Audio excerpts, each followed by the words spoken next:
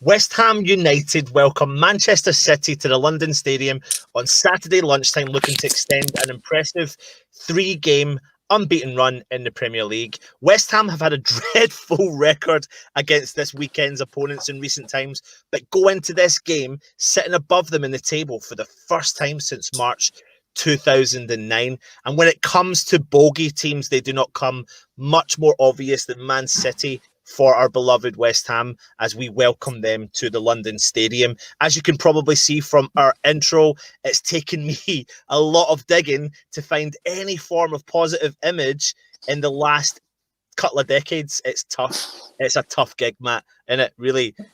Man City, mate. I mean, come on. What's your brief thoughts on it? Oh, it's their record against us is phenomenal. Let's be honest. I think they average, especially at the London Stadium, I think they average like 4 goals a game. Yeah. It's scary. If they're on form, they are unplayable. We've seen it over the last couple of years. You know, they went 100 points. Then I think same again the following season. But they was 198 points in 2 years. Obviously, last year they struggled a bit, but there's some key defensive errors last year, and obviously Liverpool were unplayable. Even then, they still came second by some way to everyone else. They're a phenomenal team with a phenomenal manager, to be fair. Yeah, it really is. Listen, as we've been doing all throughout this season, we bring on an opposition fan. But before we do that, I would just like to remind you to subscribe to the channel, of course. Please leave a comment on the comments. We'll try and get our way through the comments. Hit the thumbs up, of course. And tomorrow we are doing another Match Day Live.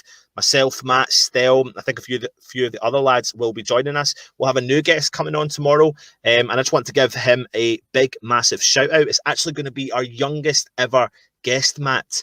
His name is Jay Cox. So massive shout out to you, mate. I know I've heard you're watching just now. You're 13 years old. He's actually got his own YouTube channel. It's called West Ham Unofficial.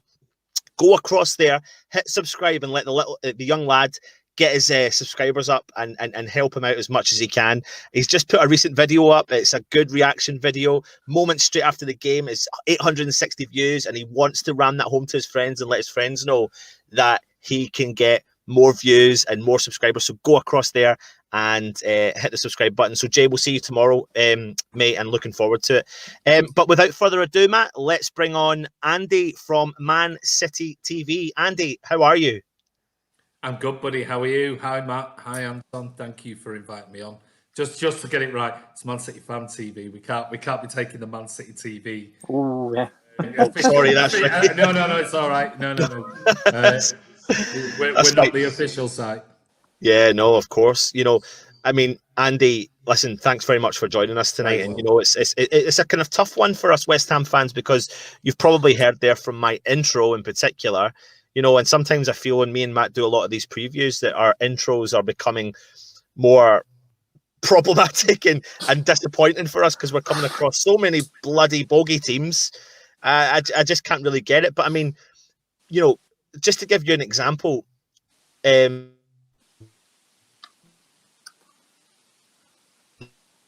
we lost him. Yeah, I'm not sure where he's going. Oh, can you hear me? Yeah, I can hear you now, yeah. Oh, yeah. That's really odd. I don't know what happened there. Apologies. So, you know, in recent years, it's been Man City's happiest place to go, really. Pep Guardiola's side have won all 5 of their previous visits to the London Stadium, including 4 in the league, scoring at least 4 times in all of those games and netting 22 goals overall, whilst only conceding once. Just for comparison, though, that's the same amount of goals that Man City scored in their last 20 visits to West Ham's previous stadium, Upton Park. So, on that note, Andy, how do you feel about tomorrow's game? Well, it's going to be 5-0 then, isn't it? No, I'm only kidding. I think this season's going to be different. We've seen what's happened since the start after Corona, and this reset season, it's been weird. It's been really weird playing with no fans. Obviously, it's horrendous having no fans in the stadium. But you've seen some strange results, and it doesn't matter what game we go into as it stands at the moment. I think we're still going to see some strange results. So the record we've had, I think the last time I think it was back to 2016, was it something like that? I think you got a draw. I can't remember. A 2-2 draw. I might be wrong. But I don't. Oh, hey, this I like this. Oh, what's There you going on? go. So you can see Yeah, we there were back right in in 2016. 2016. Yeah, Hey, there you go. That was a good guess, wasn't it? yeah, it really was, mate. A 2-2 draw. Yeah, it's Yeah. 2016. So it's coming back a while, but like I said, these are different times. We've seen some strange results. We got battered by Leicester, 5-2. You've seen what happened with United. You've seen what's happened with Liverpool, 7-2 against Aston Villa. Would anybody have foreseen that? No, they wouldn't have done. Absolutely So not. anything can happen. I really do think if this was a normal season, and we didn't have COVID, and we didn't have all the nonsense that's going on with no fans in the stadium, things like that, I would have gone into this game going, oh, happy hunting ground. Yeah. Goals galore. And we've also got to remember, we've got significant amount of players out still. We don't know who is going to play tomorrow. Pep seems to keep it close to his chest, and we don't know who's going to play. So I'm not as confident as I would be in a normal season. Let's put it that way. But it's not been rocket science to know that you've missed players like Laporta and De Bruyne, who they're back in training. Do you see them two players getting a shout out to start for tomorrow? Well, it's one of those. It's if Kevin De Bruyne is fit, I said he might have been on the bench the other day, but he wasn't. I don't think Pep will risk him. I think he's one of the players that he definitely will not risk him. Now, we know we've got 3 players out at the moment, in particular, or 4. We've got Ake, who we're not sure how serious that is. We've got Laporte, we've got Kevin De Bruyne, and we've got Benjamin Mendy, who is definitely not going to play tomorrow. And he was keeping his cards close to his chest today with regards to Ake, Laporte, and Kevin De Bruyne. He did say one or some of them will be fit for tomorrow, but he didn't say who. So that's showing a bit of respect to Moyes and West Ham and going. I'm going to keep my cards close to my chest, and I'll decide tomorrow what the lineup's going to be. So it could be one of them. It could be all 3 of them. But I'll be surprised if it's more than one of them back tomorrow. And who that will be, I've no idea. I mean, another player that West Ham know really well is Raheem Sterling, who has been directly involved in 11 goals in his last 6 Premier League starts against West Ham. That's 6 goals and 5 assists, netting a hat-trick at London Stadium in the 5-0 win last season. I mean, how's he been this season, Andy? And is this the sort of game that's really going to kick him on? To be fair, he's been superb. It's one of those. Some people, if he don't score, don't get an assist, he's had a bad game. He's not. He works tirelessly. But what he has done now, which is great, is he's figured out that playing that false 9 role. But now we've got Sergio back, and he got 60 minutes in his legs the other night. So I can see Sergio starting. Gabi Jesus is out. He's not going to be ready for another couple of weeks at least. But the good news is Fernandinho for us. We thought it'd be longer. It looks like it's going to be 3 weeks maybe for him. So Sterling has been absolutely on fire since Pep, and give some due respect to Arteta when he was the assistant coach. He's done a wonderful job with Raheem Sterling, who's now turned into a world-class player. I mean, he's so dangerous. Sometimes, you want a little bit more from his finishing, but every single game, he creates something. So don't be surprised tomorrow, sadly, for you guys, if Raza is back on I know. the game. Matt, we always seem to have players like that, don't we? Whoever, within reason, whoever we do meet, we always have that bogey player-ish. But, it seems to be that it's not just Raheem Sterling, it's the whole bloody Man City team that really is the bogey team. What's your kind of thoughts on it, Matt, and in particular Man City's style of play, the way they've been playing this season? I mean, I think the injuries might be a bit harsh on them. I think they're struggling. They had played a lot of games last year, but they've always had the same style of play, and it's teams trying to stop them. But most of the time, teams can't stop them, especially if they get in form. You know, he said like, you know, you got Sterling, Jesus is out, but they've got Aguero back. You know, it's not a bad replacement. I think their only problem is going to be if the defenders are out. If Laporte's fit, I think they'll be all right. But if Laporte and Ake are both missing, along with Mendy, I think the defence may struggle from tomorrow. But they've got so much going forward. You know, there's an array of talent of players. We've got like Bernardo Silva. We haven't mentioned. You know, we haven't mentioned Diaz. They brought in as a fantastic centre back. Probably finally replaced Company, bringing him in. You know, you could keep rolling names off of players that we haven't mentioned. You know, Foden, haven't spoken about him. Fantastic player, probably the replacement for David Silva. It's, you know, it's one of them ones where some teams you lose a player and it's, oh, who's going to replace him? And it might take years to replace it. With Man City, just Pep's like, nope, he's gone, he's come in. You know, it's like Torres looks like a fantastic buy already. 25 million looks like a steal coming in from Spain. I'm trying to list some more names. It's just, man, they are a juggernaut in the Premier League. They really are. Yeah. And that's why Pep does so well, because he always seems to have the next step. You know, I know they struggled a bit last year. They took time to replace Company, but generally speaking, he's always got the player and he's always looking at, okay, when that person goes, who's going to replace him? So it's always going to be, no matter what team it is, you're going to struggle against Man City. Yeah, of course. But, you know, listen, Andy, it's not just, you know, the results that have been going back against West Ham when it comes to Man City. It's Pep Guardiola versus David Moyes. The record is they've played 7 times and drew 1 and lost 6. You know, he's going to be desperate for a victory. But how are you thinking about looking in upon the opposition for your game, West Ham, of course?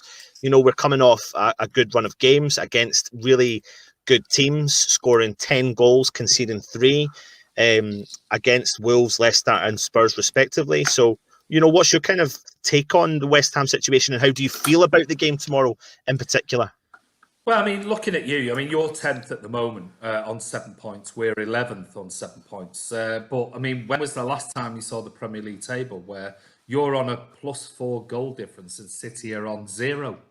I mean, it's like, you know...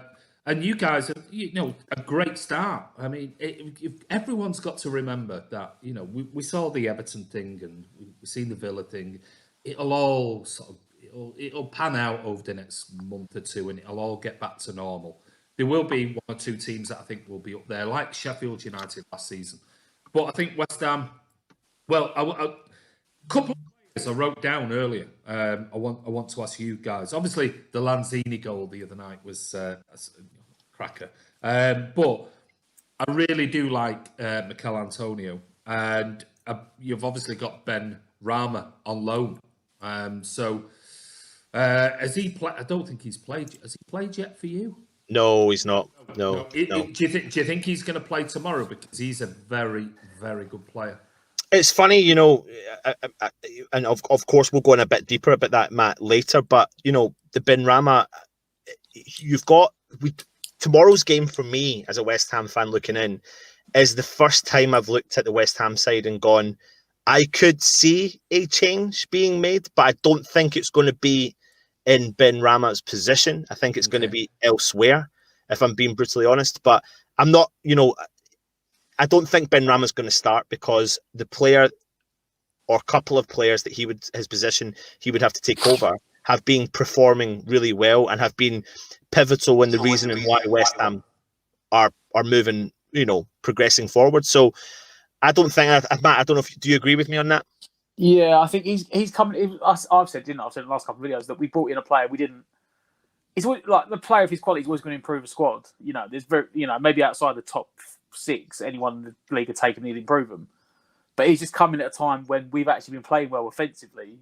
So he's not going to walk straight into the team. You know, David Moyes has always said, you know, that while players are playing well, he'll play them. So it's up to someone else in the squad to lose their spot, and Benrahma will be the one that will get the opportunity to take it. Or maybe he'll come off the bench tomorrow and do something that will make Moyes go, maybe if he should be starting. But we saw it with Bowen when Bowen came in from the Championship, and Moyes was like, I don't know if he's ready yet, and it gave him 3 appearances off the bench. Yeah. Before he started him. So can I ask you guys a question? Obviously, clearly with your goal difference, it stands at the moment. And you just mentioned it, Matt, there about the fact that you've been quite attacking. How do you think you're going to set up tomorrow? Because we've seen, if we saw it the other night, with City.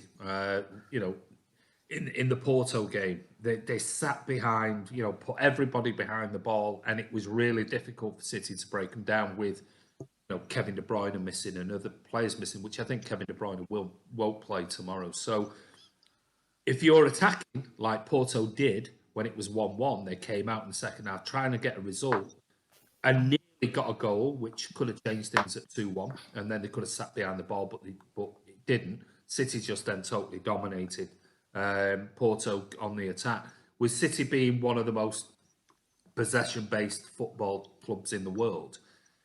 If you are attacking, do you think Moyes will go, just keep doing what you're doing, or do you think he's going to change the team and go, after seeing the Porto game in that first half and going, let's just sit deep. Are you a counter-attacking team? Have you got players that are quick enough to counter and intelligent enough to counter? The thing I suppose I see when it comes to West Ham is that Moyes has got more confidence in our midfield now, because we've got these two rocks. Like, literally, like, I feel extremely confident when I look at the midfield battle against many sides now. With Thomas Souček, who has been an absolute diamond, like, honestly, no question about it. I mean, I really want him to have a long career at West Ham, but I fear that one day someone's just going to come in, snap him up and go, and he's just going to go into absolute, crazy expectation. His footballing ability is unbelievable. Box to box midfielder. He can get forward, he can score, he can sit back, and he can protect. But beside him, you've got Declan Rice, who everyone knows really well. And when you've got those two there now, the prior seasons we've had is Mark Noble, who again myself and Matt will talk about soon. But Mark Noble's always found his position in the side, which is always it. Mark Noble's a kind of 1 in 4 games good performer, because he's coming to the end of his career, but he shouldn't start every game. And now he's not starting every game. It's giving West Ham that opportunity to be more attacking. So having Souček and Rice, protecting absolutely everything, Matt will back that up as well. It gives West Ham the ability to counter attack, because we've got clever players like Jared Bowen, who is unbelievable on the counter-attack, isn't he, Matt? He's fast. He can penetrate defences. His runs are really clever. So the West Ham that's going to set up against Man City, in my opinion, is definitely going to be different to what we set up against yourselves last season. But there's no ifs or buts about it. You have a strong and heavy amount of quality players there, who've got used to playing with each other, etc. Matt, what's your thoughts? Yeah, I think you're right. It's not going to be the same team you saw, was it 6-7 months ago? I think it's 10 months in, David Moyes has finally sort of got the players and the way he wants to play, which obviously a lot of the pundits saying is very much like how he played when he was at Everton, which is make ourselves solid defensively and then counter-attack. And having changed to a 3 at the back, which gives us opportunity for the wing-backs, gives us that width to go forward, but it still leaves us solid at the back. Like I said, with Rice and Souček in the midfield, I've been saying for about a year, I still reckon Rice is going to end up at Man City at some point. But they brought in Rodri, so I'm not sure. Like, before they went in Rodri, I was sure he was going to end up there. I'd rather see him there than Chelsea, put it that way. I'd rather him went to Man City. Well, I think the key for us, playing centre back as well. So, Andy, I think the key for us is those two. It's funny because each of those questions that get asked us every week, it always falls back on the heads of, or the shoulders of, Souček and Rice, because they're so important. And you could argue the point to say that's why West Ham won our 2 games against Wolves and Leicester, because we won the midfield battle. And against Tottenham, we came out in the second half and took the game to them. The first half was your typical West Ham. No questions asked. That was exactly where every West Ham fan turned around and went, oh, here we go again. Here we go again. Just in time to play Man City. And then the second half, we saw that fight, determination, and the players led from the midfield up. Listen, I have no questions in letting you as a Man City fan know that West Ham concede goals. We do. We'll always concede goals. But in the last 3 games, we have to take the positives, Matt. We've only conceded 3 in 3 games, but scored 10. So we've got the ability to score goals. And I genuinely feel positive in stepping up against Man City and actually getting goals for the first time in a long time. I think you just mentioned there about the midfield. And I think, I'll be honest with you, I think a lot of good teams very good teams with very, very good players in the midfield have looked at trying to dominate the midfield against City, imposing themselves in that midfield. Not many have ever done it purely, and that's not because of physicality or, tackling ability and things, or playing man to man. It's just, they just don't get the ball, and City run their midfielders into the ground. So how many times have you seen City sort of 60 minutes in score? And that's what tends to happen, is that you have to be really, really clever, because City can run your midfielders to death. They can run them into the ground, so that by, 60 minutes in, they're knackered. Even if they're brilliant players, they are absolutely knackered. So I think when you get the ball, the biggest thing that you need to do is don't give it away. But that City will press you. The midfield, the wingers, even whoever, if Sergio's in, will come back. And when you get the ball, you can't give it away cheaply. I saw that with Porto the other night. They did the same thing. Tried to dominate that midfield, but City just passed them into submission. Yeah. And to the point of that, they had to open up. By then, they were knackered. They were that happens most weeks. And you're right though, Andy. Like when you look at the first half against Tottenham, West Ham, we came up against quality. I mean, it's funny, there wasn't a huge amount of mistakes in that first half that led to the goals. There was a couple of errors you could have pinpointed, but you had to argue the point that was an error. We just came up against pure and utter quality finishing from Son and Kane, and we know that Man City have that. West Ham's problem is that we are notoriously known for bad defending, albeit we've got. What about us? But we've got what we've been like for the last 12 months. Yeah, and but recently we've got a bit of confidence, because we've got a couple of clean sheets under our belts against good sides, so it leaves us with an opportunity. But we're trialing a new system as well, aren't we, Matt? We're playing 5 at the back. We're bringing our left back into the center of that back, and he's been he's kicked on and found a bit of form again in Aaron Creswell. He's got 3 assists in his last 2 games. So it's nice to see him kicking back in a bit of form. But I suppose the only concern, and maybe the highlight, to highlight the concern that West Ham, in my opinion, would be is the centre half pairing, Balbuena. We've got Ogbonna, Balbuena, who've been playing the last few games. But I thought Balbuena was a little bit sloppy in the first half against Tottenham. And we've got Diop sitting in the wings, and that's potentially where I potentially see a change potentially taking place, but I'm not so sure. Matt? Yeah, I always say, and it does always worry me, is that whenever we play Man City, it's that our left position, their right hand side, that we get annihilated. So maybe playing both Masuaku and Creswell together is going to maybe help us out, because I still have horror shows. I think it was last season we played Creswell at left back first game, and we all said that he was going to get torn apart. And I think Sterling had like either a first half hat-trick, or he contributed 3 goals in the first half, and it was just like, I think he got pulled at half time for Masuaku, who didn't play much better. And I can see us possibly chasing shadows, which is why he always sets up defensively, and it just depends how much our attacking wingers track back, because the quality they've got, Man City's passing ability is, if you do try and chase the ball, you will just spend 90 minutes chasing shadows, and you just get tired in submission. So it's going to be a tactical battle tomorrow to see how Moyes decides to set up. I don't think we'll be as attacking as we've been. Yeah, I think we'll be slightly more defensive, but it's just if we can get the chances and take them when we get them, or if Antonio gets so isolated that it just becomes another 2-3-0 Man City. I think that'd be your best option tomorrow, is do what Porto did and other teams have done, where, like Leicester, sat deep, loads of players behind the ball, frustrate City. And the thing is when we've got the ball and we can't pass it quickly around the back of you and make your midfielders run and defenders run all over the place, just sit deep, hold your lines in a 5 and a 4 or whatever it might be, and frustrate them. Then you're not expending energy against City, where if you try and play, you lose the ball. City will pass you all over the place. And that's what tends to happen most games. Yeah, of course. Leicester had a brilliant plan of just sitting really deep and then hitting City with pace behind the back of.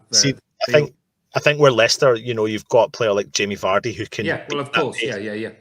And with West Ham, my biggest concern about us sitting back is anytime we sit back, that's usually when we receive a big, massive thumping from the opposition, in my opinion. And that's why fans are calling for us to go and give it something. If you remember the game last season, of course. Yeah. If you remember the West Ham Man City game that was called off, postponed last season, just before the COVID restrictions, and then we played, and I think we got beat 2-0. Was it at at your stadium? And that was the game. Me, Matt, I think we done a review after it. We were just like, why did West Ham not try? It was literally like we turned up and went, there you go, City. There you go, just have the points, because we were literally shit scared to play against you guys. But then it was the next game we turned up against Liverpool, and we actually didn't sit behind the ball. We attacked the game. We got beat, but we were respectable in our performance. And that's it's such a difficult one, because you've seen what City have done, and other teams, but you've seen what City have done to teams when they've gone, let's just go for it. We've destroyed Watford. I mean, 6-0, 8-0. It is a difficult task when you're playing against a Liverpool or a City, ones who dominate the ball, because it's either shit or bust, and it's like, go for it. Sometimes it might work, but if you're going to go that way, I think you've got to realise that you might be on the end of a right hiding. And it's being brave. It's risk versus reward. It's like, do we go for it, or do we have a really, really strong game plan that tactically is very, very clever against the Guardiola team? And let's face it, Guardiola for me is the best coach in world football, but the team is still fallible, because we've not got the strongest. We've not got our strongest team available, and we haven't had we didn't have last year. Hence why with Laporte out for most of the season. So I think it's one of those. I think it's going to be an entertaining game. I mean, and City fans and West Ham fans have always been like that. They always have been. We've had this close connection with West Ham fans from where we've been in the past. So I think it's one of us. Yeah, at the moment, as long as it continues for us, it'd be great. But we always look for West Ham results, and if you're playing anywhere of the London teams, we always want West Ham to beat Chelsea, Spurs, Arsenal, whoever it is. So we've always had an affinity with West Ham. Well, Andy, I mean, that's kind words again, from the opposition. Thank you very much. But if we look at the City team that lined up against Arsenal, what changes do you see from that? Well, Ake, we don't know at the moment. Is he out? Is he not? We don't know. So that's going to be one potentially. We saw Garcia play the other night. I might not play tomorrow. Looking at it, Cancelo. You've got Cancelo in the sort of the midfield four there. For me, my team tomorrow would be Edison, Walker on the right. I think he'll play with a 4. Diaz, and then either Laporte or Ake, if they are one of the 2 players that are fit, but we don't know. So that could be Garcia or John Stones. Cancelo will play left back for me. So Cancelo will go into left back there. Rodri will hold. Gundogan came back the other night. I'm not sure because he's just come back from COVID, so I'm not sure he'll start again. So I think Rodri, you've got him spot on. I would personally put Bernardo Silva where Mahrez is. Mahrez hasn't had a good start to the season. Bernardo Silva looks like he's getting back to his brilliant form. So I'd have Bernardo Silva on the right. I'd have Phil Foden where you've got Bernardo Silva there. Kevin De Bruyne, we don't know what's happening with Kevin De Bruyne. But for me, it'll be Rodri. KDB maybe. I've got a funny feeling KDB might start. So let's say my ideal one would be Rodri, KDB and Foden, Bernardo on the right, Sergio up front and Sterling on the left. But definitely a forward line that any club in the world would fear. Andy, who is the West Ham player you fear the most? The one I do is Antonio. I just think he's unpredictable. He's either absolutely fantastic or absolutely garbage. That is absolutely spot on. And when he's brilliant, he's absolutely brilliant. It's like he's almost unstoppable. And I just think, my God, if he can just get consistency this kid could be in the England team. He's that good, but he's inconsistent.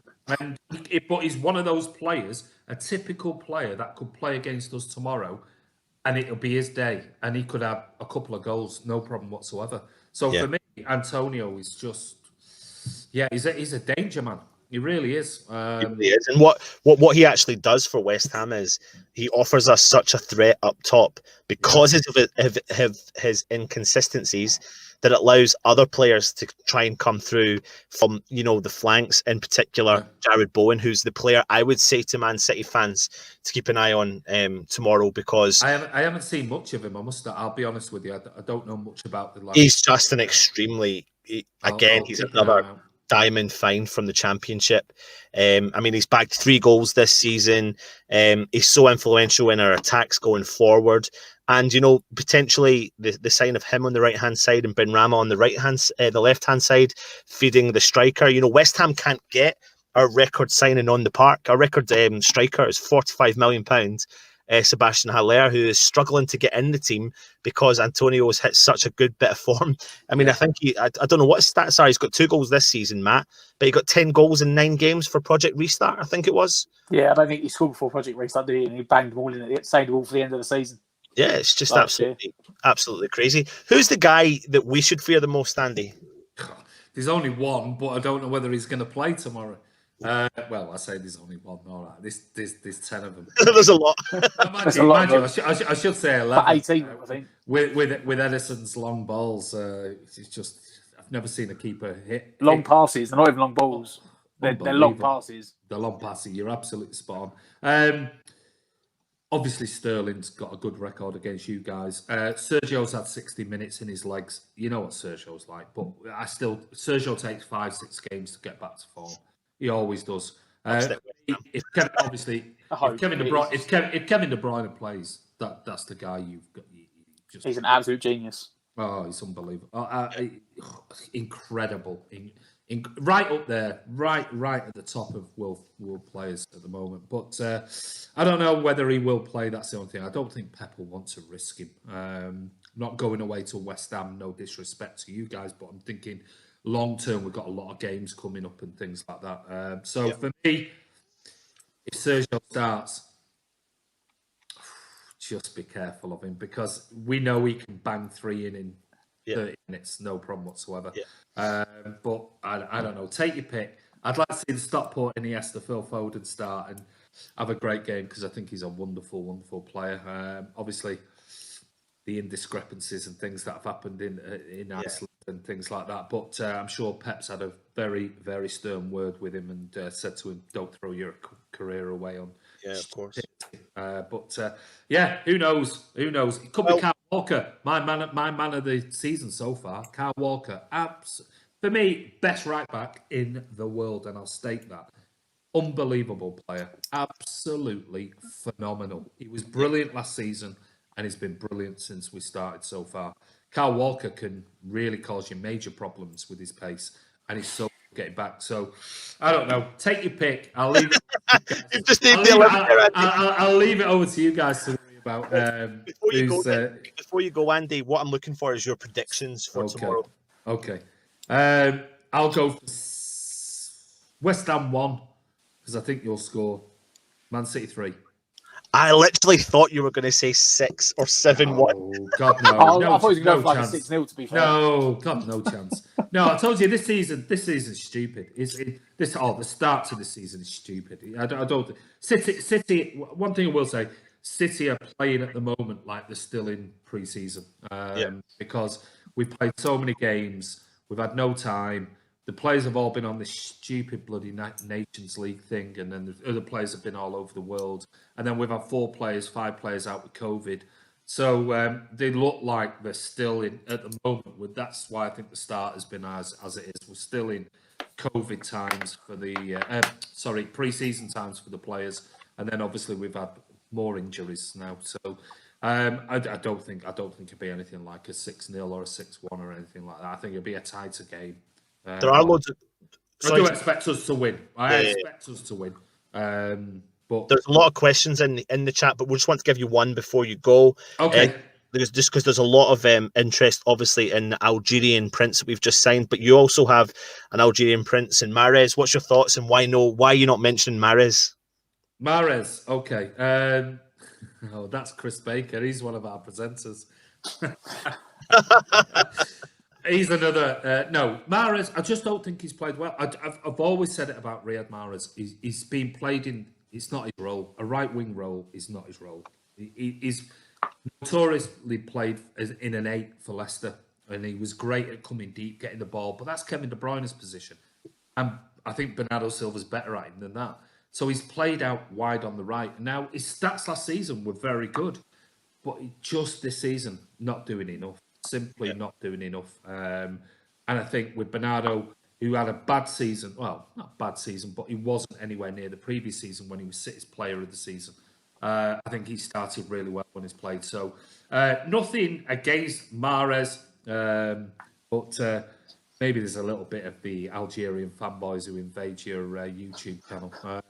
But good luck with the Algerian connection. They'll be all over you if we've already had it all over. If he don't play, you'll be a racist. You'll be this. They'll send you death threats. There'll be a fatwa on you. I've had it all with Mahrez, so don't worry about it. Just ignore them and block them off your channel because most of them are clueless about football. But there you go. Andy, listen, mate, thank you so much for You're joining. You're more than welcome. And hopefully in the future we can have you back on for the return leg. And fingers crossed, I hope you don't get the points tomorrow. It is what it is. Hopefully it'll be a good game. And I'm sure it'll be an entertaining game anyway. Thanks, Samson. Thanks, Matt, for having me on. Cheers, Andy. Thanks for that, Andy, mate. Take it easy, mate. Thank you. We'll shove a copy of this on our channel, so you can watch it as Cheers well. for that, mate. Take care. Have a great evening. Bye-bye. Maybe I'll email you tomorrow.